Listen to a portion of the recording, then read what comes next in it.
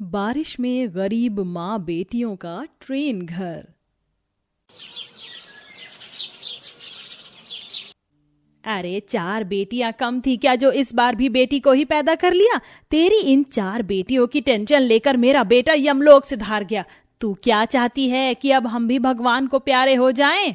देख बहू, हम तेरी 5 बेटियों की जिम्मेदारी नहीं ले सकते, इसीलिए अच्छा यही होगा तू अपनी 5 बेटियों को लेकर इस घर से निकल जा। पर माँ जी, मैं इस बारिश में अपनी 5 बेटियों को लेकर कहाँ जाऊंगी? हमारा आप दोनों के अलावा अब इस दुनिया में है ही कौन? विशाल जी 2 महीने पहले ही हमें छोड़कर चले गए। ये चीज तो 5 बेटी पैदा करने से पहले सोचनी चाहिए थी ना। तेरी वजह से मेरे बेटे ने इतनी टेंशन ली कि उसे हार्ट अटैक आ गया है। और वैसे भी हम गरीब बूढ़े बुढ़िया के पास इतने पैसे नहीं है कि तेरी बेटियों की परवरिश कर सके। इतना बोलकर पार्वती अपनी 4 पोतियों का हाथ पकड़कर घर से बाहर कर देती है।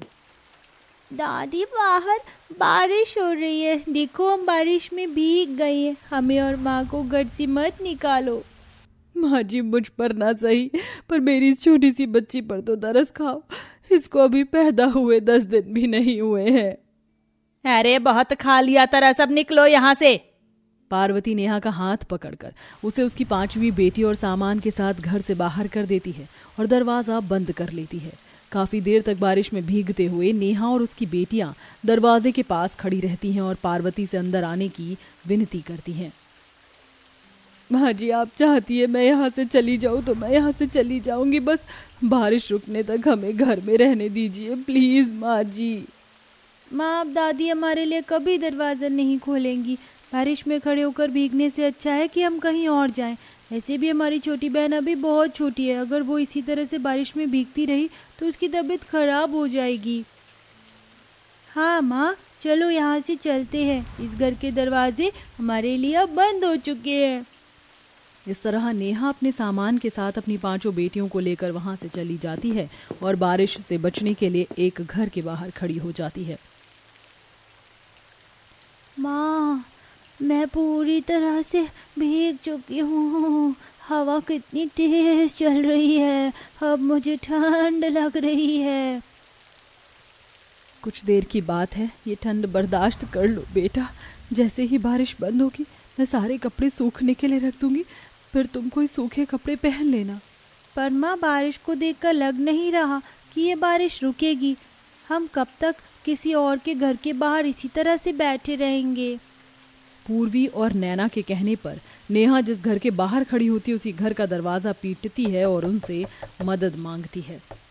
बहन, बारिश बहुत तेज हो रही है, मेरी 5 बेटियां पूरी भीग गई हैं, उन्हें ठंड लग रही है। अगर तुम कुछ देर हमें अपने घर में रहने की जगह दे दोगी तो हम जिंदगी भर तुम्हारे एहसानमंद रहेंगे।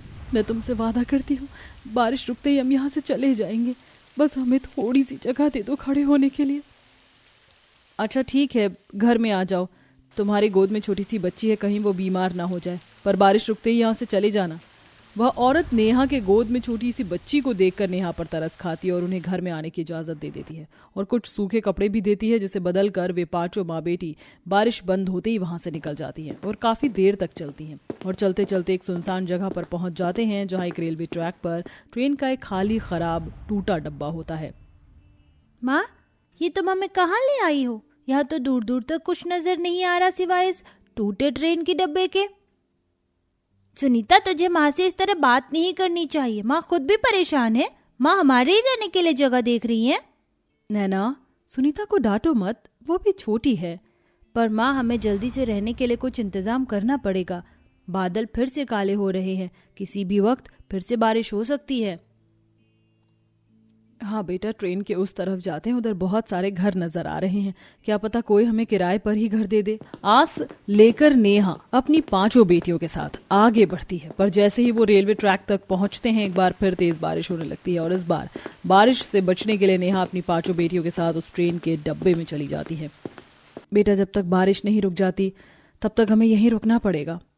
माँ, ये ट्रेन का डब्बा बहुत अच्छा है। मैं तो हमेशा से ही ट्रेन में बैठना ही चाहती थी और देखो आज मैं ट्रेन में बैठ गई। मुझे यहाँ से कहीं नहीं जाना अब। अवनी, ये हमारा घर नहीं है, बस हम बारिश की वजह से ट्रेन में बैठे हैं। बारिश रुकते ही हम अपने लिए एक अच्छा घर देखेंगे।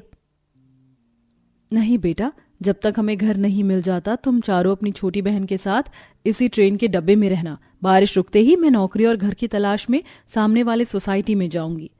अब नेहा अपनी 5 बेटियों के साथ ट्रेन के डब्बे में बैठकर बारिश के रुकने का इंतजार करती है। कुछ देर बाद जब बारिश रुकती है तो नेहा अकेली ही काम की तलाश में बाहर जाती है और नेहा को कोठियों में साफ सफाई का काम तो मिल जाता है, पर पैसे ना होने की वजह से कोई भी कमरा किराए पर नहीं मिलता और निराश नेहा एक बार फिर अपनी बेटियों के पास आती है।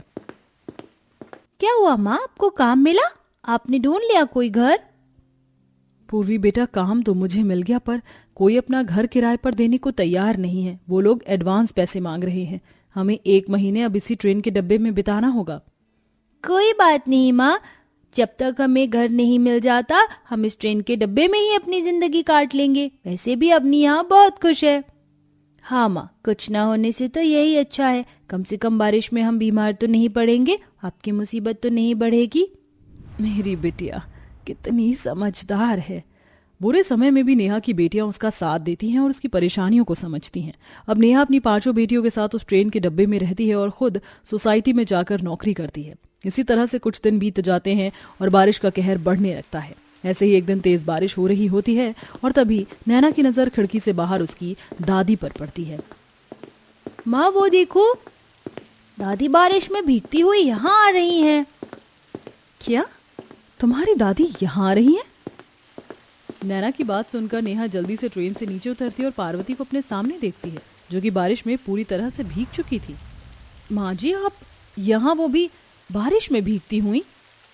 हाँ बहू, गांव वालों से पता चला तू अपनी बेटियों के साथ यहाँ है। बहू मुझे माफ कर दे, मैंने तेरे साथ बहुत बुरा किया। शायद भगवान मुझे उसी की सजा दे रहा है।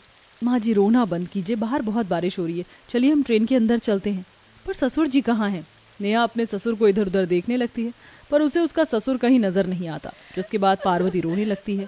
पार्वती को रोता देख नेहा उसे ट्रेन के अंदर ले जाती है, जहां पार्वती देखती है कि नेहा ने ट्रेन के अंदर ही अपना छोटा सा घर बसा रखा है। ये सब देखकर पार्वती रोते हुए अपनी दुख भरी कहानी नेहा को सुनाती है। बहुत तेज बारिश में मैंने तुझे तेरी बेटियों के साथ घर से धक्के मार कर निकाल दिया। शायद इसीलिए इस तेज बारिश ने मुझसे मेरा घर और पति छीन लिया। माँ जी, आप कहना क्या चाहती हैं? साफ साफ बताइए, ससुर जी को क्या हुआ? बहू मेरी वजह से आज तू इस ट्रेन के डब्बे में अपनी 5 बेटियों के साथ है। बहू तू तो जानती थी ना हमारा घर कितना कच्चा था। तेज बारिश को हमारा कच्चा घर झेल नहीं पाया और उसकी छत गिर गई, पर तेरे ससुर ने मेरी जान बचा ली और मुझे घर से बाहर भेज दिया, पर खुद घर के मलबे में दब गए। बहू आज मुझे मेरे कर्म का फल मिल रहा है। मैंने तेरे साथ बहुत बुरा किया है। माँ जी ऐसा मत बोलिए, ये बस एक हादसा था और पुरानी बातों को भूल जाइए। और वैसे भी इस ट्रेन के डब्बे में बस हम कुछ ही दिन और हैं, उसके बाद हम नए घर में शिफ्ट हो जाएंगे। मैंने एक जगह बात की है। हाँ दादी, माँ तो अब काम भी करती है बड़े बड़े घरों में और वहाँ से हमारे लिए अच्छा खाना भी लेकर आती है।